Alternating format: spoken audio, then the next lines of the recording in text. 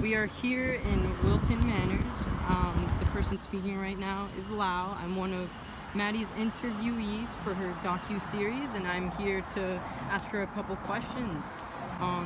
So Maddie, I am one of your media conventions for a documentary. I function as a real life interview with someone that has direct experience being an LGBTQ youth who's involved in SunServe, which is here in Wilton Manors. We just passed by it. So what else do you use as a convention in your project? I actually used my phone to film the entire project because I don't have a camera. And I also wanted to give it that raw, authentic feeling, which I appreciate the most in a documentary. And I think that having a handheld camera followed a documentary convention because it was very authentic and very in the present moment and very non-edited, very non-scripted. The next thing I want to know, Maddie, is what technology did you use in your project to come together and make it the spectacular thing that it is? So initially I had the fantastic idea of working with Adobe Premiere Pro because I thought that I could challenge myself and I thought that I could learn something new and learn how to actually use editing software that's somewhat sophisticated. So I downloaded it and I spent $20 and I got a whole package of every Adobe processor in the whole world. And I tried to use it and I tried to get one of my classmates, Klaus, to help me use it and figure it out. And I talked to my teacher, Saklosa, and she was essentially like, your documentary does not need that strong of an editing software and you can just use iMovie. So I have now shifted my editing to iMovie, and I've pretty much just relied on my 2012 MacBook to power through and help me edit. But another technology that I used was my iPhone 7. I had an iPhone 7 Plus, right? And then me and my girlfriend, come here baby, my lovely girlfriend and I, we went to the manor, which was this way, and we were getting footage there. I actually got a few really, really awesome interviews, and then that night we were dancing and we got both of our phones stolen, so I lost all my footage on my iPhone 7 Plus, and now I'm using an iPhone 6S that I got at the swap shop for $175.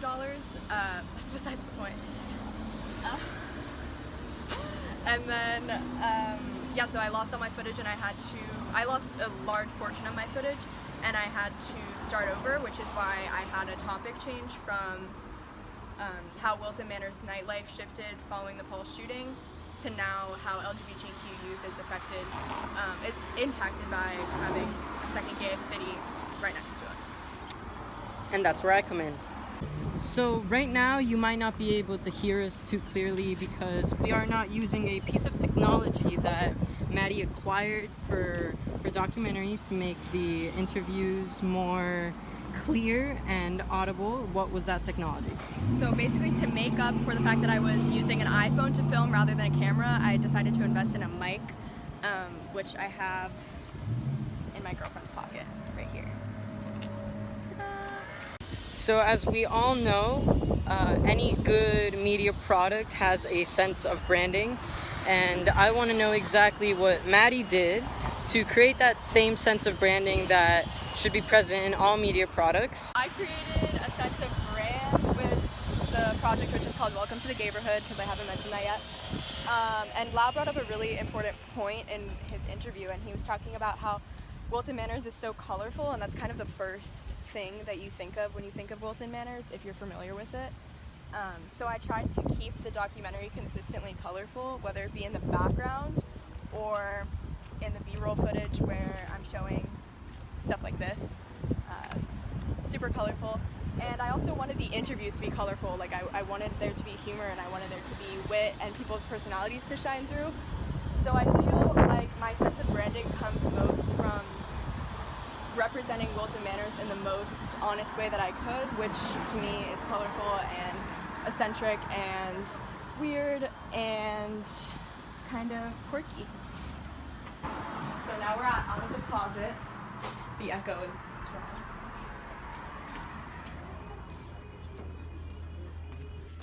So another part of my branding was obviously the website, and I used Wix to design my website, which is another piece of technology that I incorporated.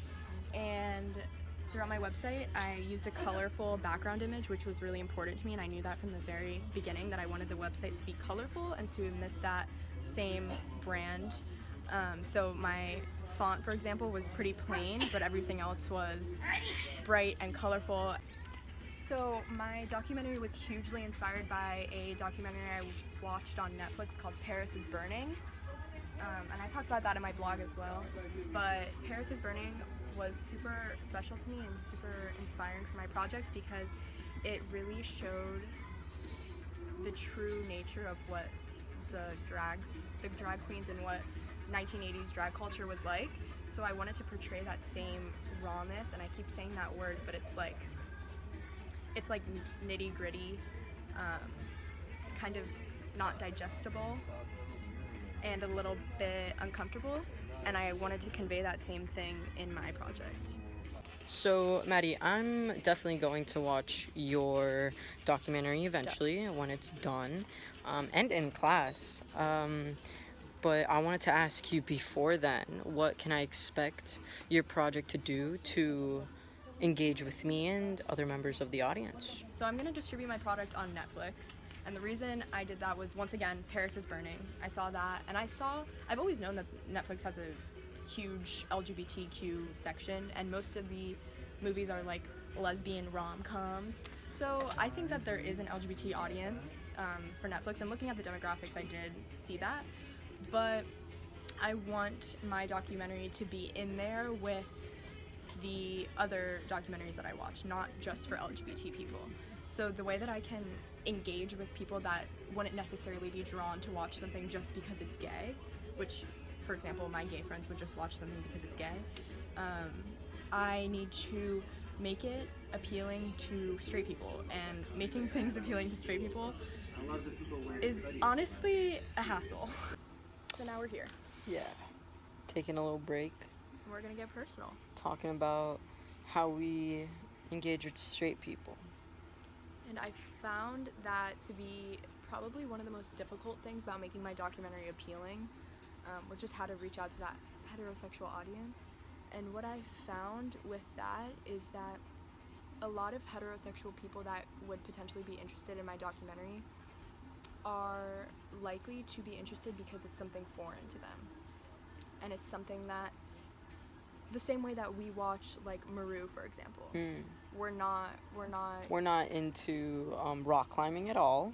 Like intense, crazy rock climbing. Yeah, mountains. But it's fascinating, and it's different. So, in order to make my documentary fascinating and different, and something that would kind of lure in a greater audience aside from just the LGBT community, I need to, once again, focus on that colorfulness, focus on that eccentric and wild and kind of entertaining aspect of Wilton Manor. Okay, AC on low, ending the CCR. Thank you so much, Lau, for your participation in my CCR and in my life. Stop. I know. And thank you to my beloved girlfriend for taking that time lapse.